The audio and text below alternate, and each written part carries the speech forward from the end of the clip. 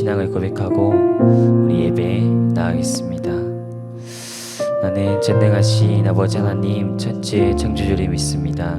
나는 그의 유일하신 아들 우리 주 예수 그리스도를 믿습니다. 그는 성령으로 잉태되어 동정녀 마리아에게서 나시고 본디오 빌라도에게 고난을 받아 십자가에 못 박혀 죽으시고 장사된 지 4일 만에 죽은 자 가운데서 다시 살아나셨으며 하늘에 오르시어 전능하신 아버지 하나님 편에 앉아 계시다가 거기로부터 살아있는 자와 죽은 자를 심판하러 오십니다. 나는 성령을 믿으며 거룩한 공교회와 성도의 교제와 죄를 용서받는 것과 몸의 부활과 영생을 믿습니다. 아멘.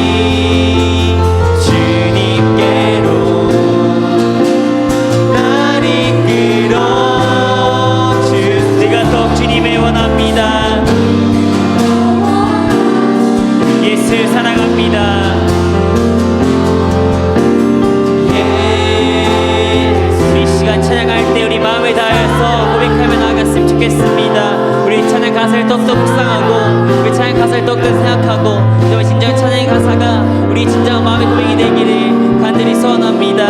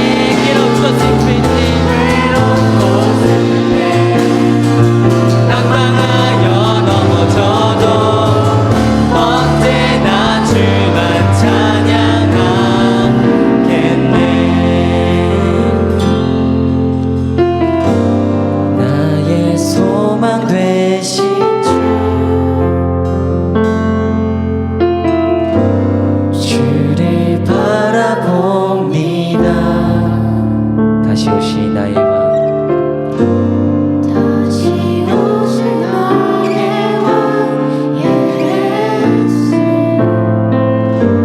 주를 기다립니다. 한 번 더 나의 소망 되신 주 나의 소망 되신 주 주를 바라봅니다.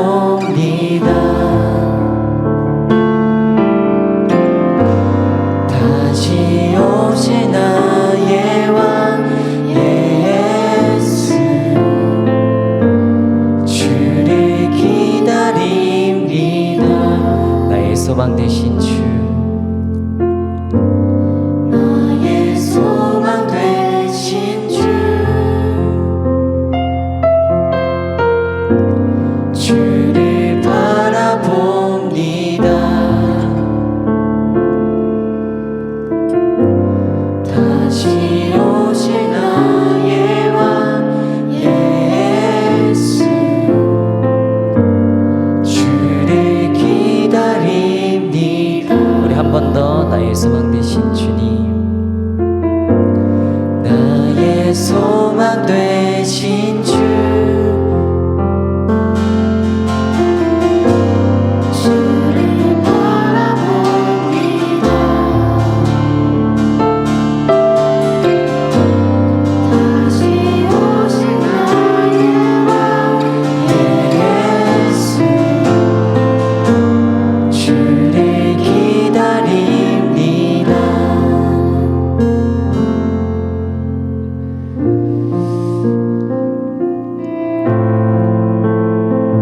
하나님, 우리가 고백한 이 찬양을 통하여서 이 예배 자리가 더욱더 주님을 사모하는 자리가 되길 소망합니다. 주님을 바라보며 우리의 어떠한 상황이든 간에 그것이 우리가 정말 하나님께 나아가는 것에 가로막히는 이유가 되지 않게 하여 주시옵시고, 저들의 전심으로 정말 주님을 바라보며 주님을 높이며 주님을 찬양하는, 그래서 이 예배의 현장이 세상 그 어떤 것으로도 포기될 수 없는 그러한 자리임을 우리 모두가 알게 하여 주시옵소서. 감사하며 예수님의 이름으로 기도드립니다. 아멘.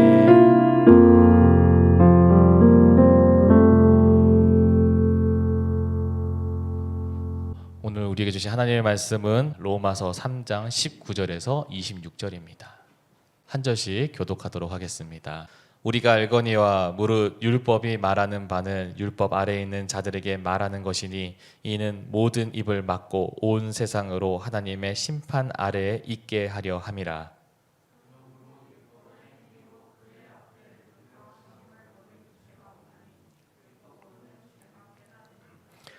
이제는 율법 외에 하나님의 한 의가 나타났으니 율법과 선지자들에게 증거를 받은 것이라.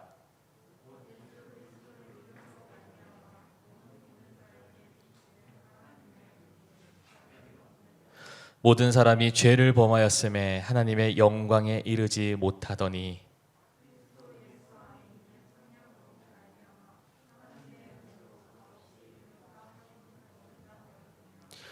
이 예수를 하나님이 그의 피로 믿음으로 말미암는 화목 제물로 세우셨으니 이는 하나님께서 길이 참으시는 중에 전에 지은 죄를 간과하심으로 자기의 의로우심을 나타내려 하심이니. 함께 읽겠습니다.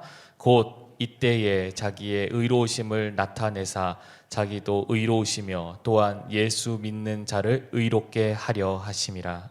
아멘.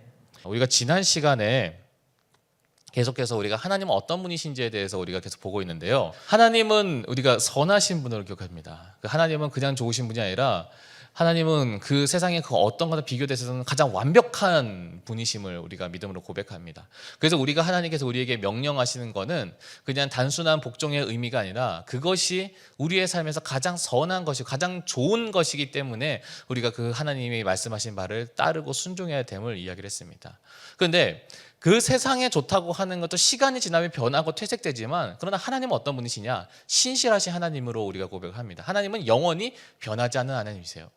하나님이 좋다라고 결정한 것은요, 그 좋은 것은요 절대로 변하지 않는다는 거죠. 그래서 하나님이 우리를 사랑하시기로 결정하신 것은요, 절대로 변하지 않고 한결같이 우리를 사랑하시는 하나님이라고 우리는 고백을 합니다. 그리고 이제는 우리가 그 다음에 우리가 이제 보게 되는 하나님, 고백하게 되는 하나님은 의로우신 하나님이라고 하는 거죠. 사실은 하나님의 의로우심에 대해서는 할 얘기가 되게 많아요. 근데 저희가 예배 시간에 우리가 30분 내외 되는 짧은 시간 동안의 내용을 전달하기에는 사실은 굉장히 협소할 수밖에 없어요. 근데 그렇다 보니까 우리가 가장 중요한 내용만을 우리가 한번 말씀을 통해 보면서, 그리고 그것을 통하여서 우리가 하나님은 어떤 분이신지를 우리 입으로 고백하는 시간이 되셨으면 좋겠는데요. 하나님의 의롭다라고 하는 그 의롭다, 그게 뭘까요? 그냥 착하다, 정의롭다, 나쁜 것을 싫어한다.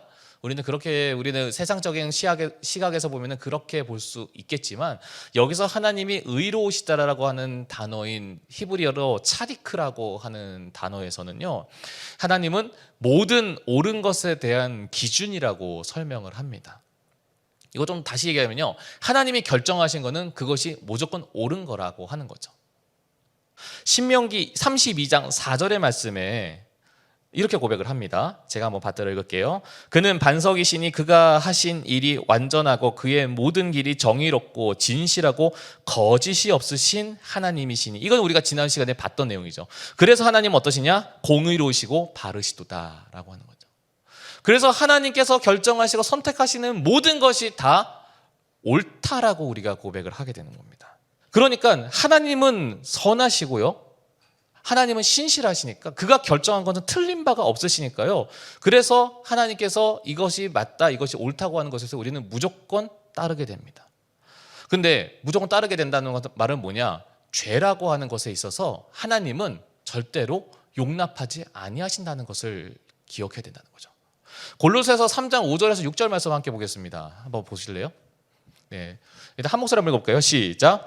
그러므로 땅에 있는 지체를 죽이라. 곧 음란과 부정과 사욕과 악한 정욕과 탐심이니 탐심은 우상 숭배니라. 6절입니다. 이것들로 말미암아 하나님의 진노가 임하느니라. 이 죄라고 하는 것으로 인해서, 그 죄로 인한 결과들로 인해서 그것이 그냥 죄구나 끝, 이게 아니라 잘못했어 반성의 끝이 아니라, 말씀에서 뭐라고 얘기하냐면 하나님의 진노가 임한다는 거예요. 다시 얘기하면 뭐냐면, 죄를 지었으면 하나님은 그 죄에 대한 죄값을 반드시 물으신다는 거예요. 여러분, 우리가 이걸 놓치시면 안 돼요. 하나님의 의로우시단 말은요, 반대로 얘기하면요, 하나님은 죄를 미워하신다는 겁니다. 하나님은 죄와 가까이 하실 수가 없다는 거예요. 가까이 하기를 원치도 않으세요. 그럼 죄는 뭘까요? 여러분, 죄는 뭐예요? 히브리어로 보니까요, 하타라고 하는 단어예요. 근데 이 하타라고 하는 단어를 푸니까요, 두 가지 뜻이 있어요. 하나가 실패했다, 두 번째가 관역에서 벗어났다. 왜 실패랑 관역에서 벗어났는데 왜 죄일까요?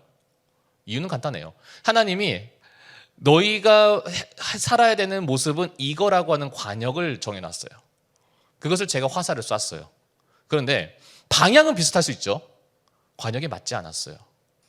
그러면 성경에서 뭐라 하냐면 그것이 죄라는 거예요.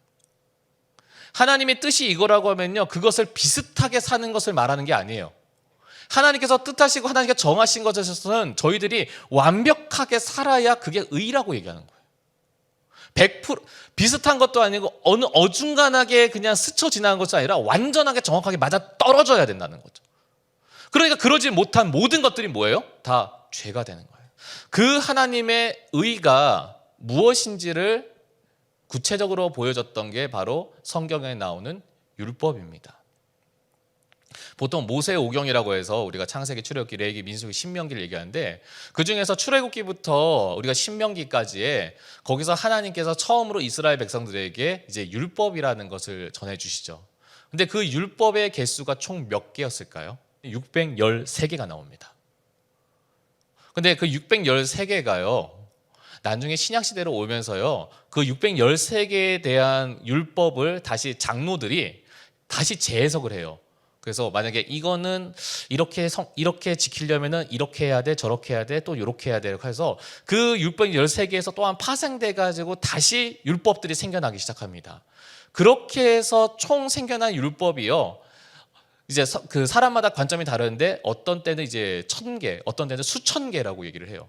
그러니까 이스라엘 백성들이 하나님께서 제시한 율법이라고 하는 것이 1000개에서 수천 개가 되는 것을 다 지켜야 그게 뭐예요? 의로운 사람이라는 거예요. 근데 그게 과연 가능할까? 사진 하나 보여드릴게요. 어떤 가게에서요, 이제 식당 주인이 외상하려면 어떻게 해야 되는지에 대해서, 외상하기 위한 절차에 대해서 이제 써놓은 게 있는데요.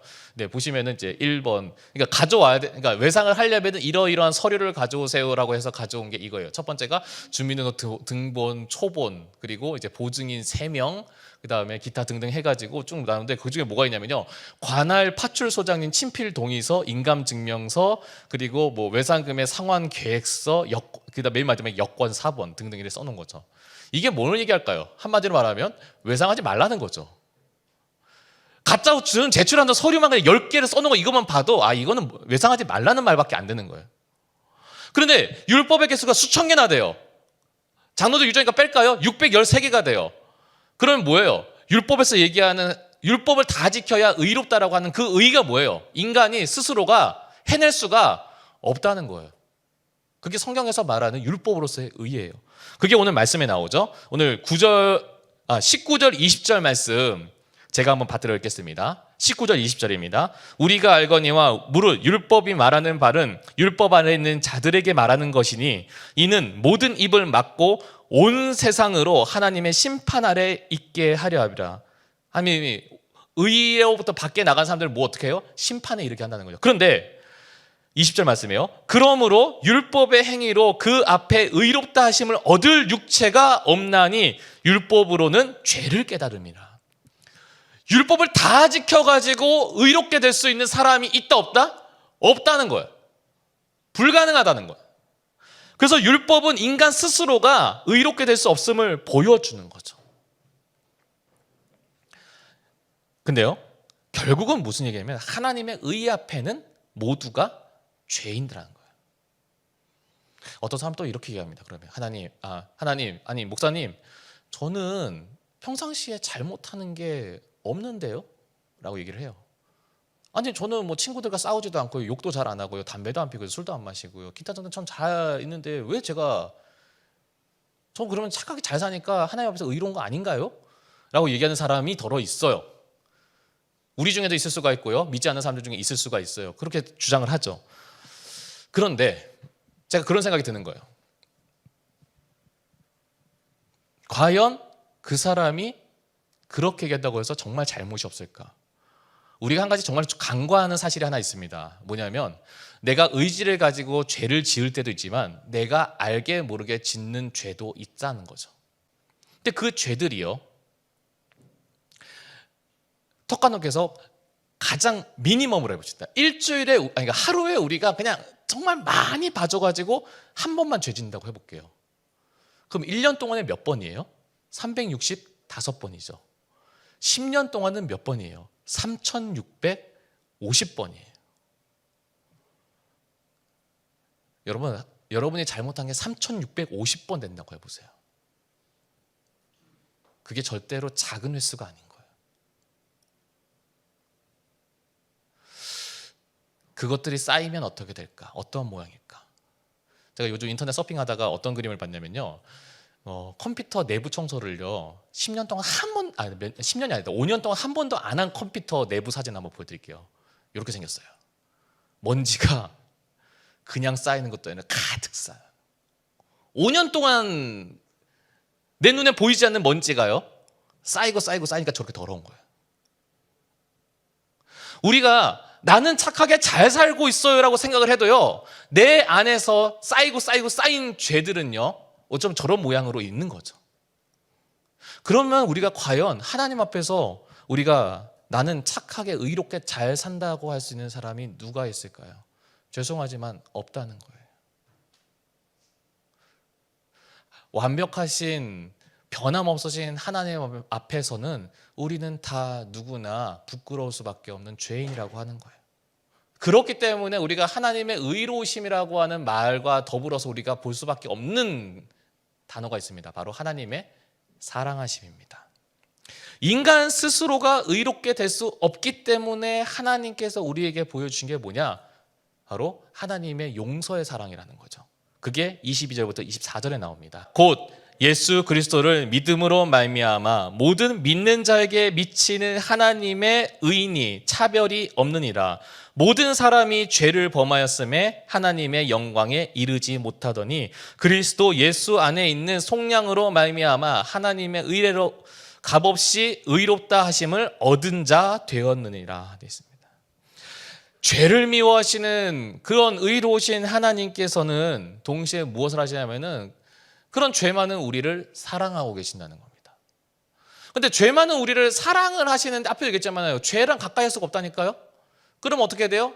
죄로 때 묻은 우리를 닦아주셔야 되는 거예요. 깨끗게 해주셔야 되는 거예요. 그런데 그게 우리 힘으로 안 되는 거야. 내가 율법을 지켜서 하는 게 아니야. 그래서 어떻게 하셨냐? 예수 그리스도를 십자가에 피 흘리심으로 우리의 죄 값을 치루어 주신 거예요. 그래서 지난 시간에 다 얘기했지만 이것을 우리가 유식한 용어로 뭐라고 합니까? 속량이라고 하는 거죠. 이 성경에 나온 속량이 그거예요. 내 죄값을요, 내가 대신 더러워가지고 내가 버림받아야 되는, 심판받아야 되는, 벌받아야 되는 그 모든 것들을 예수님께서 대신 죄값을 치러 주셨다라고 하는 겁니다. 왜? 내 능력으로는 할 수 없으니까요.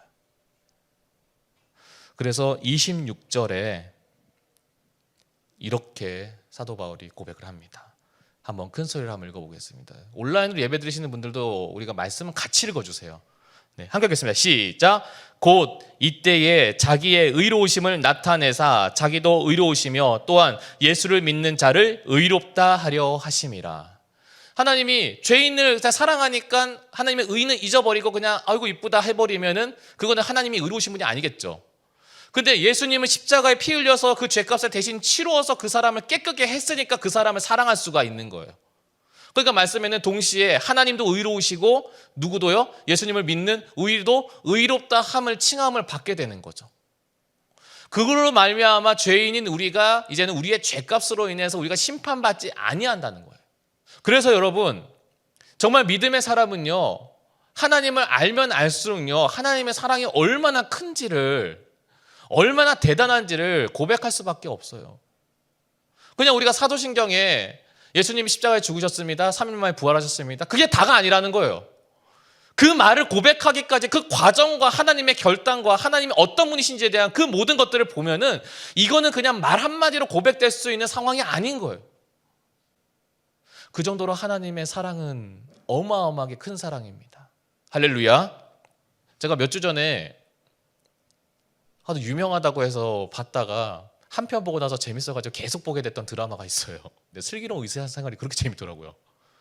한 편 보고 나서 재밌다고 해서 계속 이제 그 틈나는 대로 계속 봐가지고 얼마 전에 결국 완결을 했는데, 근데 유독 제가 그 드라마 보다가 다른 의학 드라마랑 조금 다른 거를 하나 보게 됐는데, 그 중에 하나가 뭐냐면요, 장기 이식 수술이었어요. 유독 다른 드라마보다는 더 많이 나오는 것 같아요. 근데 그러다 보니까 이제 그 장기 이식 하는 장면은 굉장히 많이 이제 보는데, 그러다 보니까 굉장히 제 머릿속에 많이 바뀌었던 게 뭐냐면, 장기 이식을 받으려고 하면 받게 되는 사람은요, 어떤 사람이에요? 자기 장기로는 더 이상 소생 가능성이 없는 사람이에요. 그냥 약물로 생명을 연명해 가는 수준밖에 안 되는 거지, 그 사람 그 스스로가 어떻게든 살아날 수 있는 가능성이 없는 사람들이에요. 근데 그 사람이 다른 사람한테 장기를 이식받게 되고, 그렇게 해서 생을 이어나갈 수 있게 됩니다. 다시 삶을 살 수가 있게 돼요. 소망을 갖게 됐어요. 근데 중요한 건 뭐냐면, 기증자는 어떤 사람이냐면은 그 사람이 장기를 기증함으로 말미암아 그 사람은 이제 죽게 된 사람이에요. 때로는 뇌가 이제는 더 이상 살 수 없어서 뇌사 판정을 받았기 때문에 다른 장기를 사람들에게 나누어 준 사람인 거예요. 이 사람이 죽었기 때문에, 이 사람이 죽게 되었기 때문에 이 사람이 살게 된 거예요. 그러니까 이제 그 기증받은 이제 부모나 이제 그 기증받은 사람이 그 했던 이제 그 감격의 멘트 중에 아직도 기억에 남는 것 중에 하나가 평생 감사하며 살겠습니다라고 얘기를 하는 거예요. 아마 드라마 나중에 그런 장면 다시 한번 찾아보세요. 근데 제가 그걸 보다가 어떤 생각이 들었냐면, 이분들은 이 사람을 살리기 위해서 그 육신의 일부를 떼어서 살린 거잖아요. 근데 예수님은요, 우리를 살리기 위해서, 그냥 우리의 육신만 살리기 위해서가 아니라 우리의 영을 살리기 위해서, 우리를 영원히 살리기 위해서 그 생명을 바치신 거예요.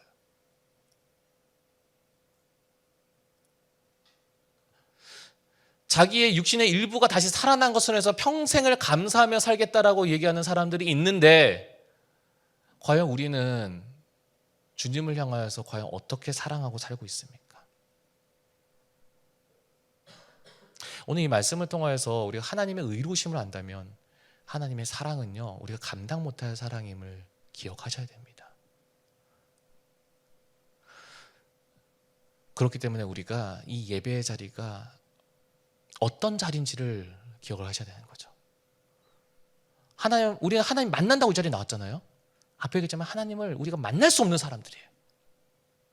저도 그래요. 근데 하나님께서 우리를 만나주시기 위해서 예수님은 십자가에 못 박으신 거예요. 그러니까 이 예배의 자리가요, 그냥 내가 올 수 있으면 오고 안 와도 상관없고의 자리가 절대로 아니라는 거예요, 여러분. 여러분 그걸 기억하셔야 돼요. 내가 드릴 수 있으면 드리고 안 드려도 상관없는 자리가 아니에요. 여러분 진짜 예수님을 진짜로 구주로 영접한다면, 그래서 하나님의 의로우심과 하나님의 사랑하심을 우리가 안다면요, 이 자리는 절대 포기될 수가 없는 자리야. 여러분 그것을 기억하셔야 돼요. 그걸 마음에 품으셔야 돼요. 여러분 이 예배의 가치를 절대로 놓치시면 안 돼요. 그러한 오늘 이 말씀을 통해서 우리가 정말 주님을 사랑한다고 하는 고백이 여러분 이전보다 더 커지시는 여러분 되셨으면 좋겠습니다. 더 강력해지시는 여러분 되셨으면 좋겠습니다. 하나님, 우리가 글자로만 우리의 눈에 멈추어서 하나님의 사랑이 얼마나 큰지를 우리가 미처 알지 못하였다면, 오늘 이 말씀을 통하여서 그 주님의 크신 사랑이 얼마나 위대하신 사랑인지를 다시 한번 우리의 마음에, 우리의 눈으로 확인하게 하여 주시옵소서. 주님, 우리가 하나님은 그렇게 깨끗하고 의로우신 분이신데 우리는 세상 가운데 여전히 때묻고 죄짓는 그러한 연약한 자인데, 우리 스스로가 그것을 간과한 채로 삶으로 말미암아 우리 하나님의 은혜와 사랑을 내가 잊고 있었다면, 혹은 내가 작게 느끼고 있었다면, 주님 오늘 이 말씀을 통하여서 우리의 눈과 우리의 시선이 새롭게 깨달아지시는 시간 되게 하여 주시옵소서. 그래서 우리가 정말로 그 놀라우신 주님의 사랑에 우리의 삶이, 우리의 마음이 머물고 거기에 거하는 저희 모두가 되게 하여 주시옵소서. 감사합니다. 우리가 우리의 입으로 다 고백할 수 없는 그 큰 사랑을 우리에게 주셔서 감사합니다. 또한 감사합니다. 세상은 우리에게 온전한 것을 주지 못하고 늘 변하고 때로는 옳지 못한 것으로 우리를 채울 때에 우리에게 가장 선한 것으로, 가장 신실한 삶으로, 그리고 우리에게 가장 깨끗함으로 우리를 삶을 채우시는 그 하나님을 내가 아버지라 고백할 수 있어서 정말 감사합니다. 그 하나님 안에서 우리가 늘 항상, 혹은 온라인으로 우리가 이 코로나19 사태로 다 떨어져 있다고 하더라도 그 사랑 안에 온전하게 거하기를 소망하며 모든 것 살아계신 예수 그리스도 이름으로 기도드립니다. 아멘. 하늘에 계신 우리 아버지, 아버지의 이름을 거룩하게 하시며 아버지의 나라가 오게 하시며 아버지의 뜻이 하늘에서와 같이 땅에서도 이루어지게 하소서. 오늘 우리에게 일용할 양식을 주시고 우리가 우리에게 잘못한 사람을 용서하여 준 것 같이 우리 죄를 용서하여 주시고 우리를 시험에 빠지지 않게 하시고 악에서 구하소서. 나라와 권능과 영광이 영원히 아버지의 것입니다. 아멘.